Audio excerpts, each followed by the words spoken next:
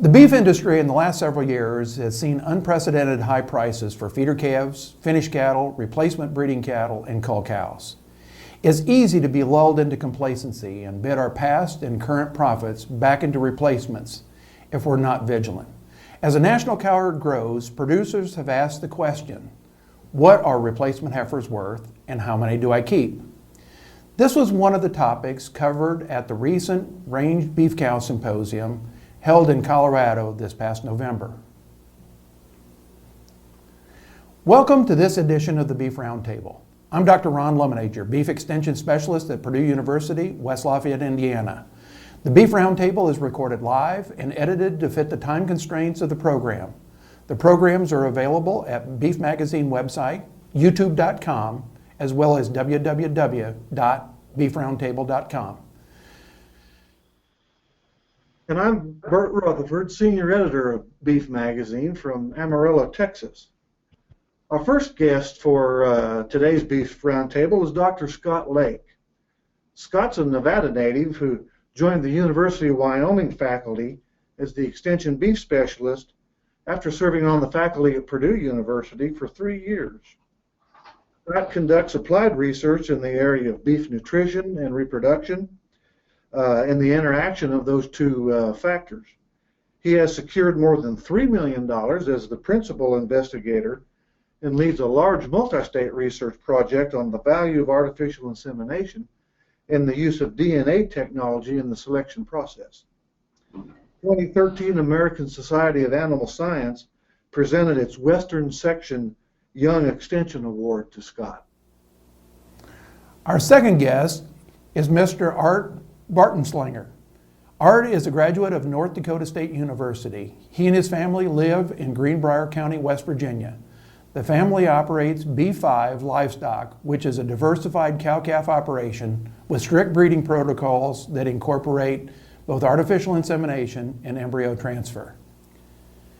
Art, the decision to keep or buy a replacement heifer can have a long-term economic impact on herd profitability.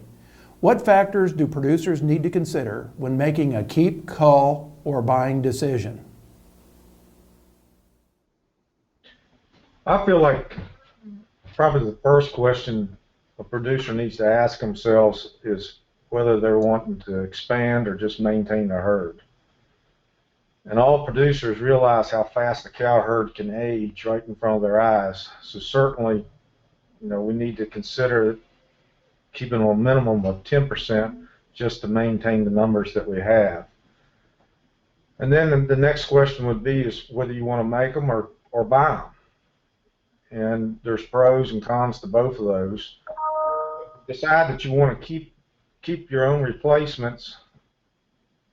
The advantages to keeping your own replacements is you know your own genetic pool, and with genetic pool, you know the structure and reproductive soundness.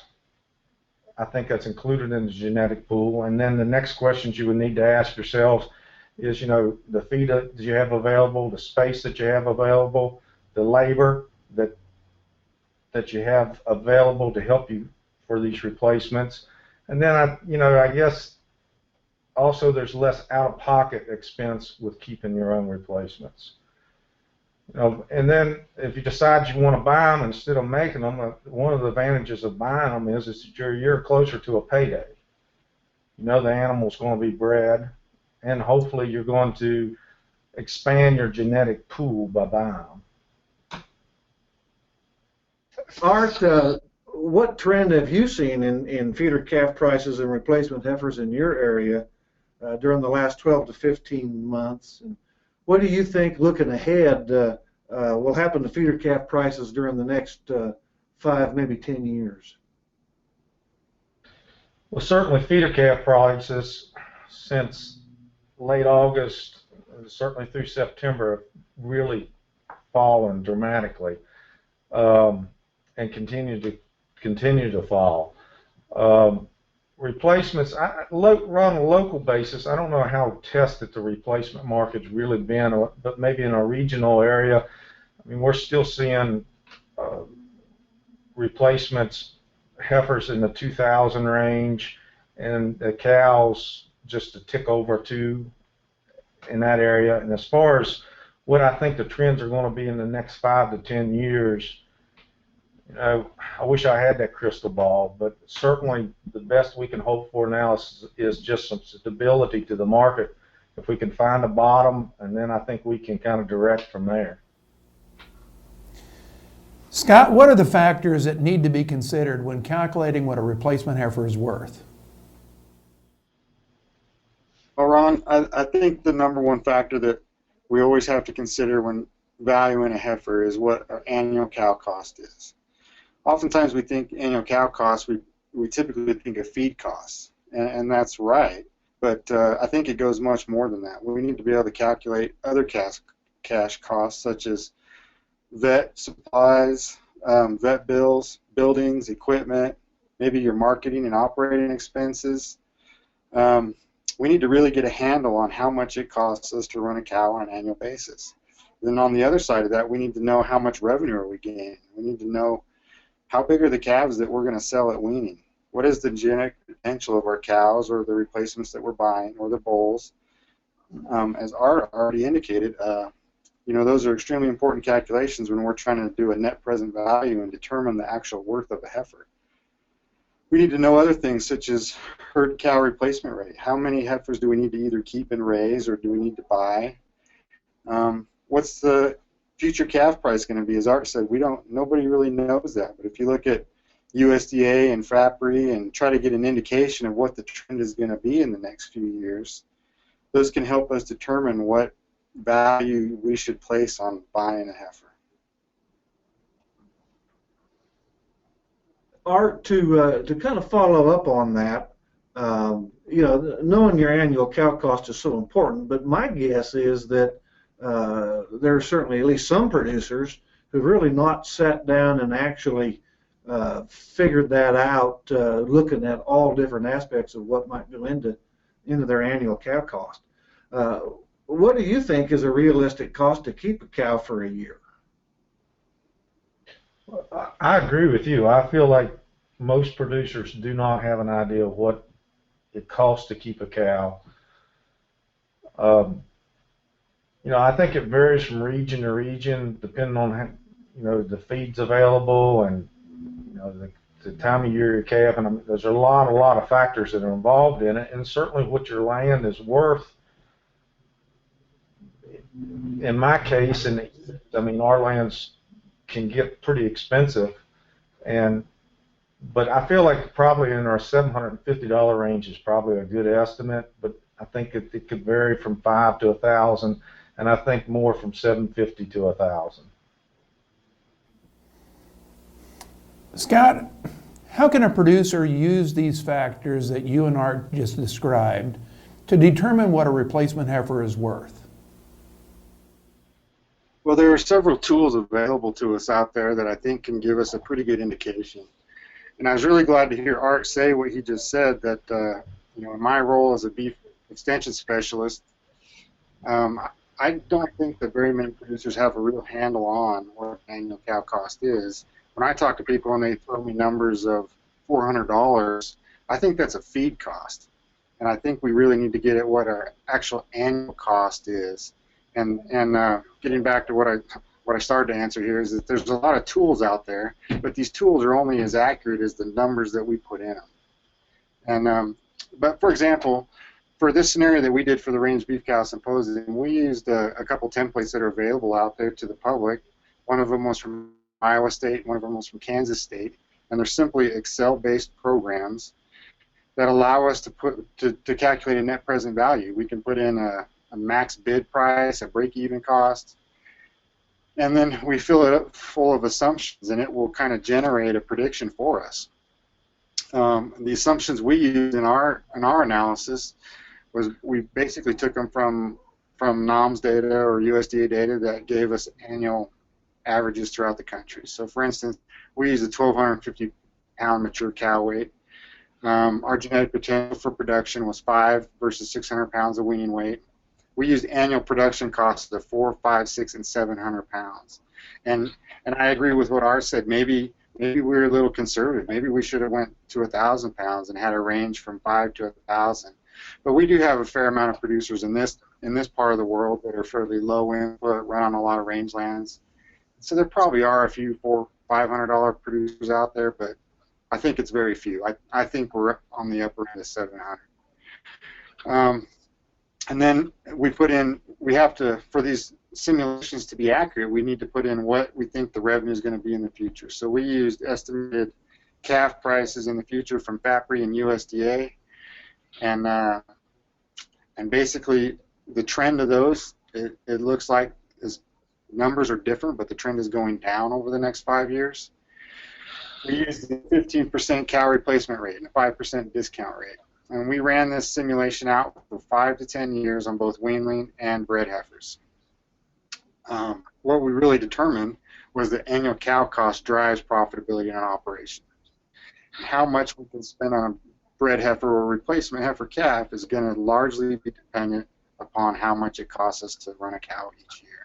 And the only way that these predictions are even remotely accurate is if we can accurately identify those costs. Scott, to kind of drill down a little deeper into what you just went through,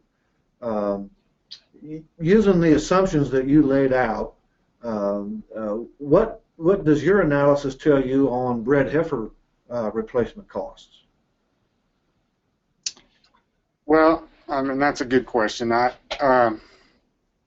It was, to be honest with you, it was a little bit shocking. I mean, I stayed fairly in touch with the market, and I know what bred heifer prices are going for. And when we ran this, the numbers were lower than I probably expected. Again, we used all the assumptions I just mentioned. And the calf prediction prices we used from FAPRI and USDA, and they're saying that they're going to decline over the next 5 years and bottom out somewhere around, $1.63 or so out there about 5 years from now. So the scenarios we went through, if we purchased a bred heifer with the genetic potential to raise a calf, and that's the other part of it, is what's the genetic potential of the calf going to be? If she could raise a calf that weighed 600 pounds starting on her second calf, we purchased her for $2,000, she could be profitable after her second calf if we only have a $400 annual cow cost. However, if we have closer to probably what the true cost is $700, it's going to take her over 5 years to reach profitability. So to understand what our cow costs are, it's going to dictate on how much that feed cost is and all those other things we talked about, and that's going to largely depend how much we can pay for that heifer. So if we see these operations spending $2,500, $3,000 last year, over $3,000,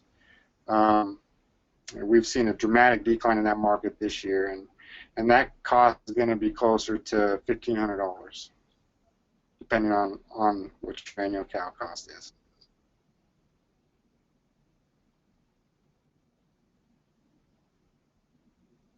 Or scroll up a little bit more.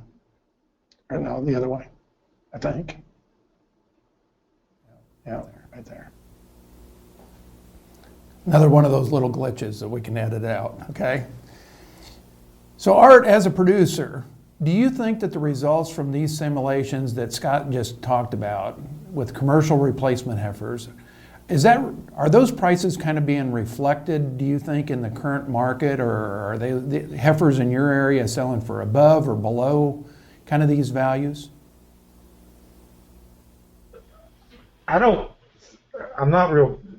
The local market has really not been tested that much. There was a heifer sales 2 weeks ago here locally. Top heifers brought about 1,900, and then they kind of settled into this 1750, something like that. But typically in our area right here immediately, there's never a huge demand on bred heifers. It seems like there's much more demand on bred young cows, and the bred young cows will always bring more money and seem to have more demand. Regionally, I don't really know, other than there's been some sales up in north of us into Ohio that some of those heifers got into the low twos. But yeah, I think those numbers that Scott talked about, probably we're going to continue to see those heifer prices, or the demand for heifers, drop and settle probably just into the high teens and stuff. The one question I guess I would have for Scott, when he did his scenario and based on the mature weight of a cow 1250, and I'm sure, where does that data come from? Is that from cows being weighed, or is that from cows going to kill? Where does that number come in at?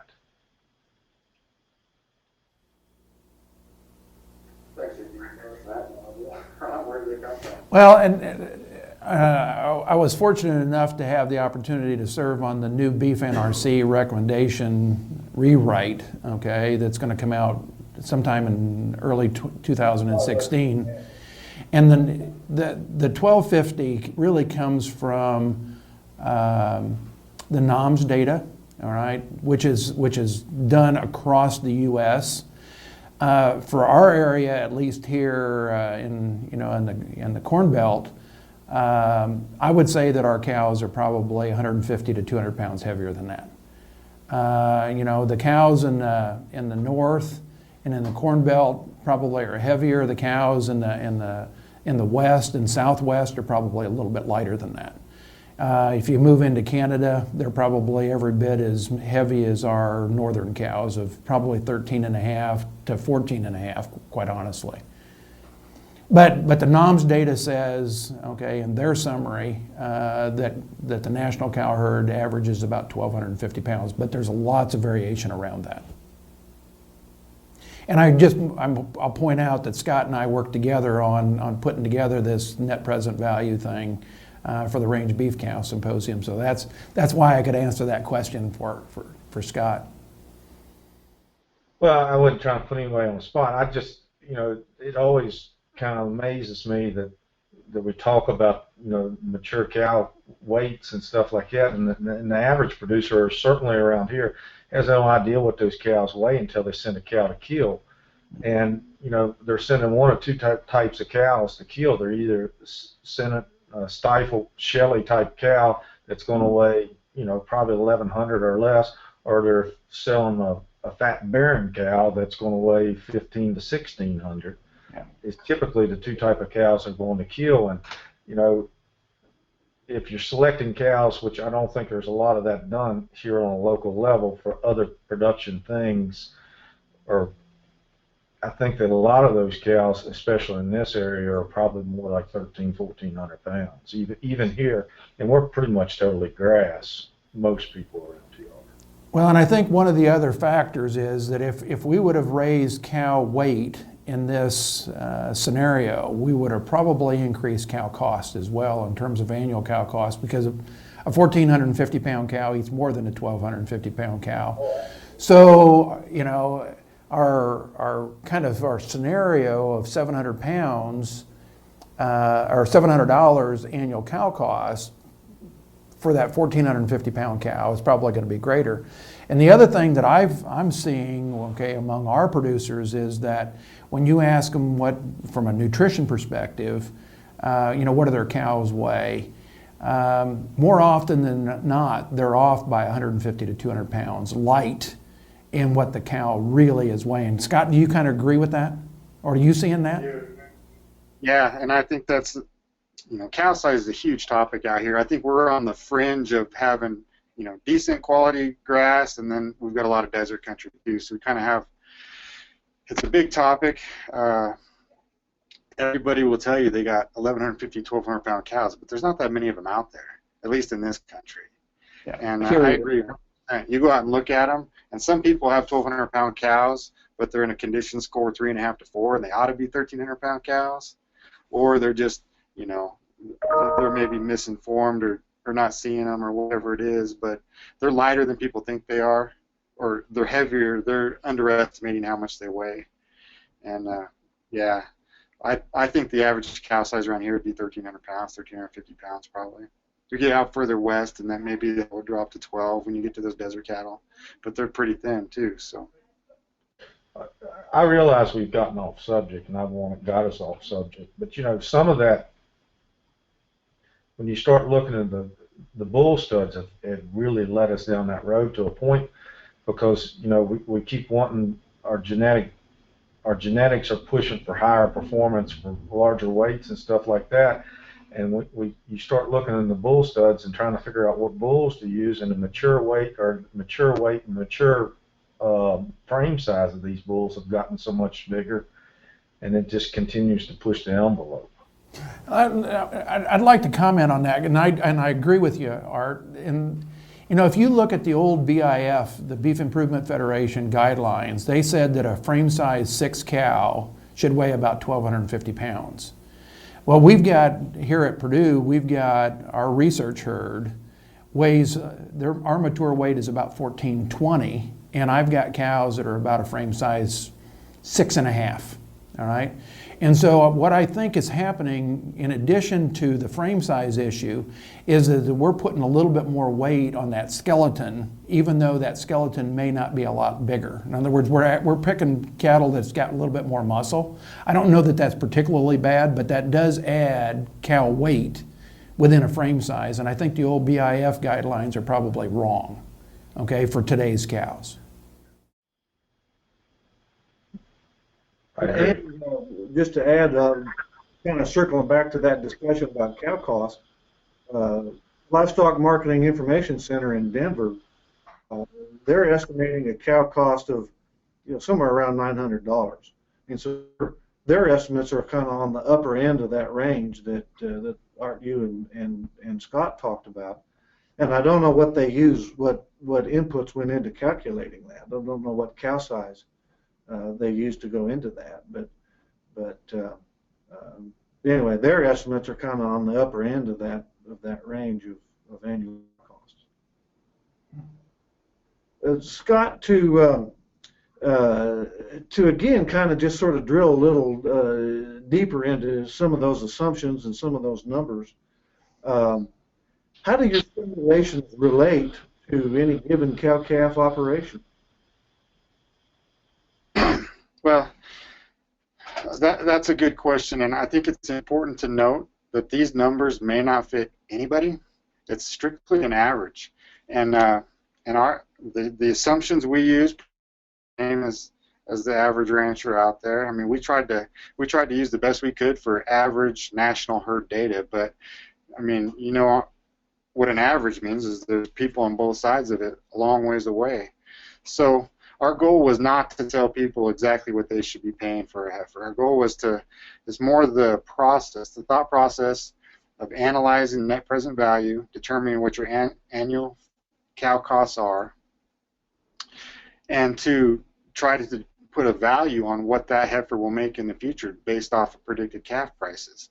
So we really wanted the thought process of understanding how to calculate net present value in a cow type setting, take a business relationship to our production setting and place profit potential on that, so that a producer can have the tools necessary to plug in his numbers and come up with a value that works for his ranch.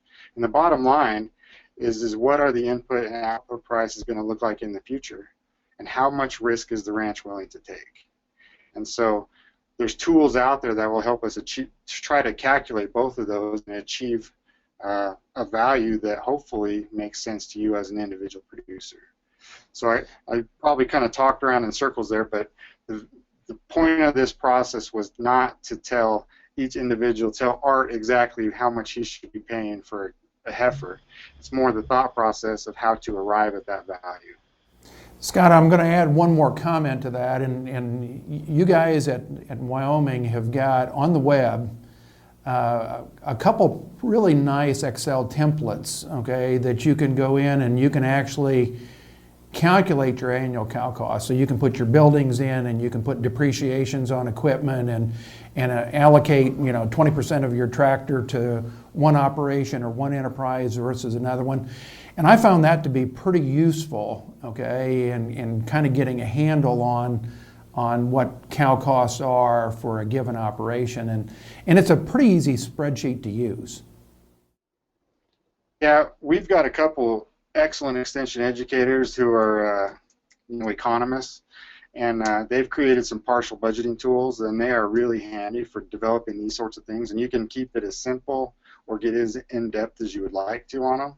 And you kind of put me on the spot. I couldn't tell you exactly the website link, but if you went to University of Wyoming Extension, you could find them on there, or you could send me an email and I could direct you that way. But there's some really good tools out there besides the ones that we use for this modeling to just come up with a partial budget and understand the budgeting process and how to allocate resources. And in addition, you can go to our website, beefmagazine.com, search for the article that we did on the University of Wyoming partial budgeting tool, and find some links there as well. Scott, I'm going to ask you one last question, okay? Because to round this thing out, we kind of talked about kind of what are they worth, and you and Art gave a really nice description of how you would kind of maybe think through that process. Now, the last question then is for a producer is, with the prices the way we've got them and the calculations that you've simulated, how many do I keep if I'm a producer out here? Do I expand? Do I just maintain my cow herd? What do you think the right recommendation is here? Well, I guess I would answer this question from two different perspectives. If you were just asking me how many heifers to keep on a given year, there's always going to be a percentage of them that don't breed. So we always tell producers it kind of depends on your resources and your marketing ability. If you've got the ability to market bred heifers, certainly we want to keep the upper half, and then you can make your keep cold decisions on the ones you want and have some marketing opportunities for bred heifers in the future. At a minimum, we want to keep probably 20% as a replacement. I mean, if we want to keep 10 to 15%, if our cull rate and our cow herd is going to be 10 to 15%, we want to keep 10 to 15% heifers, we should probably be keeping 20 to 25% to breed and make sure we can actually get those bred so that we've kind of got a cushion there. Now, if you're asking me with the given with the environment of the market, and what should we do? Should we be expanding the cow herd? Should we be contracting or staying in place? I guess I look at it a little bit differently, and I may be full of it on this one, but a lot of people for the last few years have kept back heifers because they wanted to grow their cows because calves were worth so much. So in my opinion, there was a real opportunity there to make money on a bred heifer. Now the next few years, bred heifers aren't going to be worth a lot, and again, this depending on your banking situation, if you can handle it. But why not build your herd now when prices are low, so that when calf prices come back up in 6 or 7 years, you've got more calves on the ground to sell instead of trying to build at a high price. And so basically what you're saying is kind of work counter-cyclic to the pricing. Yeah. Exactly. That would be my recommendation. And again, it goes against what I've heard of a lot of really smart economists say, so I almost hate to say that, but in my own thought process and my own herd, I want to be building them right now while our prices are low, and I'm not going to make a whole lot of money by selling that bred heifer. And then I've got more cows, more calves to sell, more bred heifers in the future when the market comes back up. We might be off a year or two, all right? But I think that philosophy is right, and I've kind of talked about that as well. So I don't disagree with that. Yeah, I agree with that. We need to wait another year or two before we kind of kick that in, because I think we haven't hit the bottom yet according to predictions. And so I think in 3 or 4 years, 2 or 3, 4 years is kind of, we ought to start keeping more back, try to grow our herd if our resources allow it. Art, any last thoughts that you might have on this whole topic of keep or sell your replacement heifers? I don't disagree at all with what Scott says, and we've done some exactly what Scott said. We didn't keep as many replacements last year. The year before last, we had kept more, and this year, maybe by default, we're probably going to keep a few more heifers than normal, just simply because we haven't been able to get them the market at an advantage. So, but no, I agree with what Scott says. I think you kind of ought to do it counter-cyclic. Yes. Well, that about wraps up this edition of the Beef Roundtable. Bert and I would like to thank our guest, Mr. Art Bartenschlager, cow-calf producer from West Virginia, and Dr. Scott Lake, beef extension specialist from the University of Wyoming, for joining us today. Please join us again next month for another Beef Roundtable discussion. It's going to be a great program. Until next time, Bert and I hope you have a very Merry Christmas and a prosperous New Year.